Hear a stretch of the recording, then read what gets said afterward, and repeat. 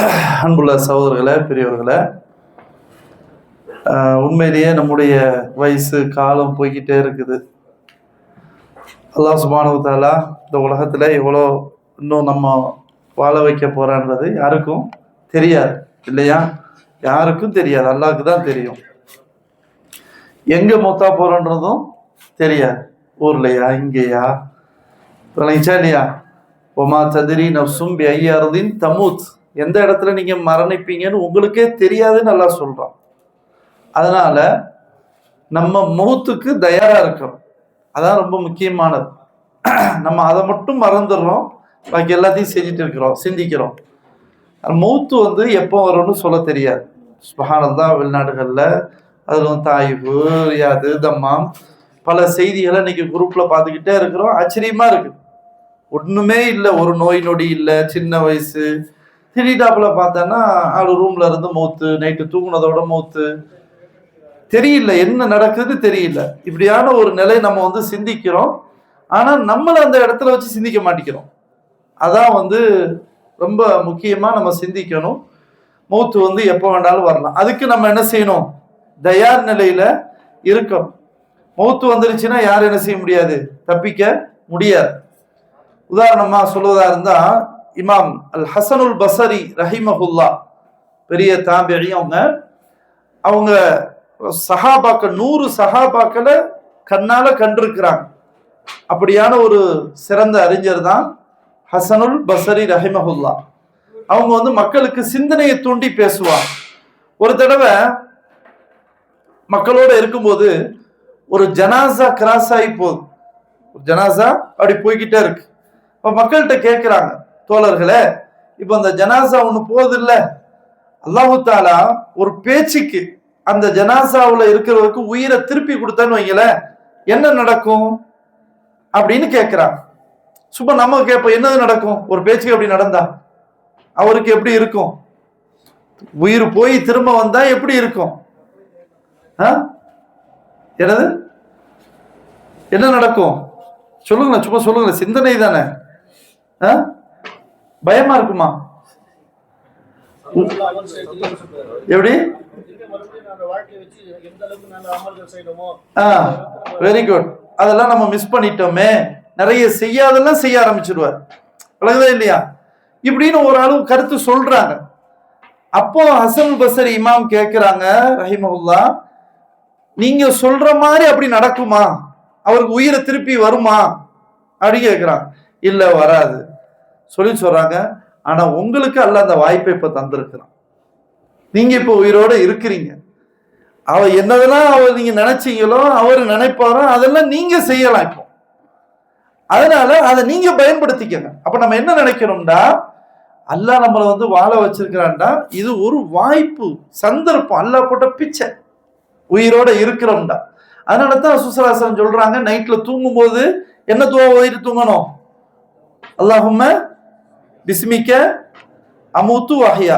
இதை இப்ப சொல்றோம், ஆனா தூங்கும் போது சொல்றோமான்னு தெரியல, இல்லையா?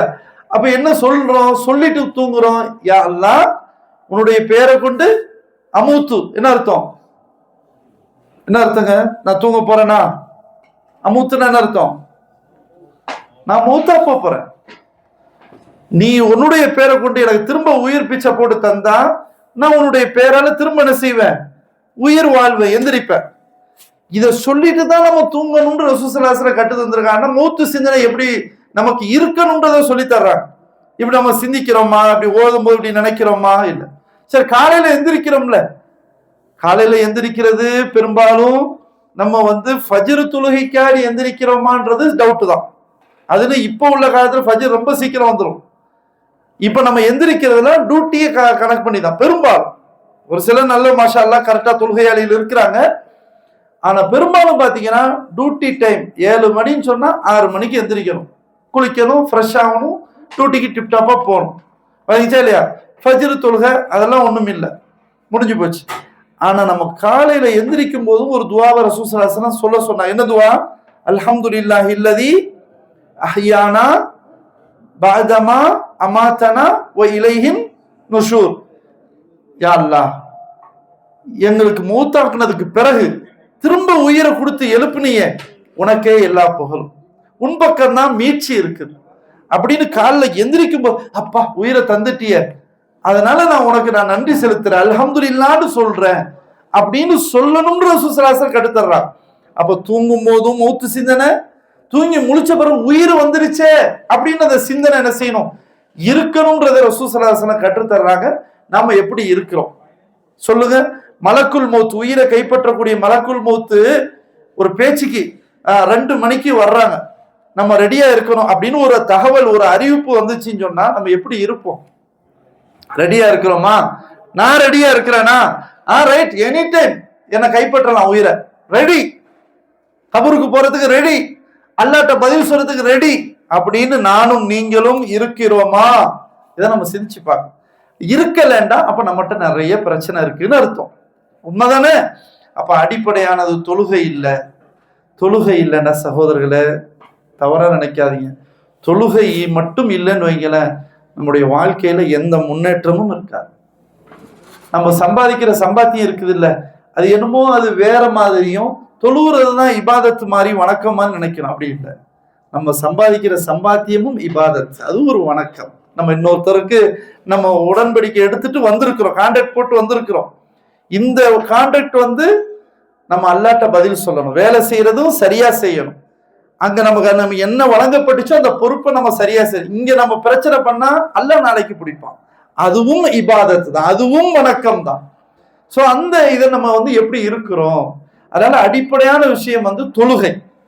தொழுகை இல்லைன்னா போச்சு, எல்லாம் போச்சு. அல்லாஹ் நாளைக்கு சில சாரார கேள்வியே கேட்க மாட்டான், டைரக்டா என்னது என்னது சொர்க்கமா நரகம், யாருக்கெல்லாம் கேள்வி கேட்க மாட்டான்? யாருக்கு? No question. யாருக்கு? ஷிர்க் வைக்கிறவங்களுக்கு. கரெக்டா சொன்னார் பாய். அல்லாஹ்வுக்கு இணை கற்பித்தா அல்லாஹ் இங்க மன்னிப்பு கேட்டு நம்ம திருந்தாட்டா அல்லாஹ் மன்னிக்க மாட்டான், டைரக்டா நரகம் தான். அடுத்தது வேற வேற காஃபிர், இறை மறுப்பாளனுக்கு கேள்வி இருக்குமா? ஏப்பா நீ தொழல, அவன் அல்லாவையே நம்பல, அல்லாவே நிராகரிச்சவன், நீ தொழுதியா நல்லா கேட்பானா? கேட்க மாட்டான். அவன் டைரக்டானதுதான் நரகம். அல்லாஹ் பாதுகாக்கணும். நமக்கு அப்படியா? கேள்வி இருக்கு. மறுமையில போன உடனே கேள்வி, தொழுகைதான். எப்படிப்பா தொழுதா தான் கேள்வி. அப்ப தொழலன்னு வைங்க, இந்த உலகத்திலும் நமக்கு நஷ்டம், மறுமையிலும் நமக்கு நஷ்டம். யாரும் நமக்கு ஹெல்ப் பண்ண மாட்டாங்க. கபூருக்குழியில வச்சா நம்ம தனியா தான் இருப்போம், தனிமையின் வீடு. இங்க இருந்தாலும் அக்கம் பக்கத்து நண்பர்கள் இருப்பாங்க, ரூம்மேட்ஸ் இருப்பாங்க, சொந்த பந்தம் இருக்கும், மனைவி இருப்பாங்க, பிள்ளை இருப்பாங்க, கணவர் இருப்பாங்க. கபருக்குழியில அடக்கம் செய்யுங்கன்னா யாரும் நமக்கு சொந்தம் வரமாட்டாங்க இல்லையா? எவ்வளவு பெரிய நெருக்கமான மனைவி வருவாவா? மனைவி மொத்தா போயிட்டா நம்மளும் சேர்ந்து குழியில போறோம்னு சொல்லுவோமா? அது கபூர்ல தனியா தான் நிற்போம்.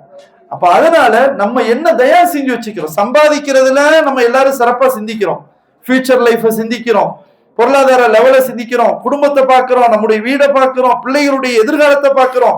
இது எல்லாமே நம்ம சிந்திக்கிறோம், இதுல தப்பே கிடையாது. ஆனா நம்முடைய மூத்துக்கு பிறகு ஒரு அழியாத ஒரு பெரிய வாழ்க்கை இருக்கு, அதுக்கு நம்ம என்ன சிந்திக்கிறோம்?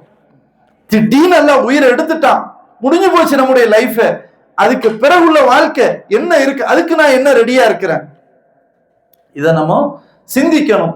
இந்த சிந்தனை இல்லைண்டா கஷ்டம்தான். ரசூல் ஸல்லல்லாஹு அலைஹி வஸல்லம் முஸ்லிம் அல்லாதவரை பிரிச்சு அடையாளப்படுத்தி சொல்லியிருக்கிறாங்க. முஸ்லிம் அல்லாதவர் நம்முடைய சகோதரர்கள் தான். அவங்களும் நம்மள மாதிரிதான் ட்ரெஸ் போடுறாங்க, நம்மள மாதிரிதான் சாப்பிடுறாங்க, நம்மள மாதிரிதான் மலஜலம் கழிக்கிறாங்க. நமக்கு எப்படி மனைவி பிள்ளைகள் இருக்கோ அது போலதான் அவங்களுக்கு இருக்கு. ஒன்னும் மனுஷன்ற அடிப்படையில் எந்த வித்தியாசமும் இல்லையே, எல்லாம் மனிதர்கள் தான். ஆனா ஸல்லல்லாஹு அலைஹி வஸல்லம் சொன்னாங்க, நீங்க வேற அவங்க வேற, அதை பிரிச்சு காட்டுறது ஒன்னே ஒண்ணு, என்னதான்? தொழுகைதான். அந்த தொழுகை இல்லட்டா அல்லாஹ் பாதுகாக்கணும். அப்போ அதுவும் இதுவும் எதுவும் இல்லாம போயிடும், அல்லாஹ் பாதுகாக்கணும். அதனால தயவு செய்து தொழுகை விஷயத்துல கரெக்டா இருங்க. மௌத்துக்கு நம்ம ரெடியா இருக்கணும், மௌத்துக்கு பிறகு உள்ள வாழ்க்கையை நம்ம சிந்திக்கணும். அதையும் நம்ம கொடுத்துருக்கோம். உலகத்தை எப்படி நம்ம மறக்க முடியாதோ மறக்க கூடாதோ, இதை விட மறக்க முடியாத மறக்க கூடாது மறுமைக்கு வாழ்க்கை, மௌத்துக்கு பிறகு உள்ள வாழ்க்கை. இன்ஷா அல்லாஹ் அப்படி சிந்திப்போமா? அல்லாஹ் சுப்ஹானஹு வ தஆலா நமக்கு அப்படியான சிந்தனையை கொடுத்து நம்முடைய ஈமான்ல இஸ்லாத்துல நிலைத்திருக்க அல்லாஹ் செய்வானாக என்ற துஆவோடு முடித்துக் கொள்கிறேன். ஜஸாக்குமுல்லாஹ் கைரா, பாரக்கல்லாஹு ஃபீக்கும்.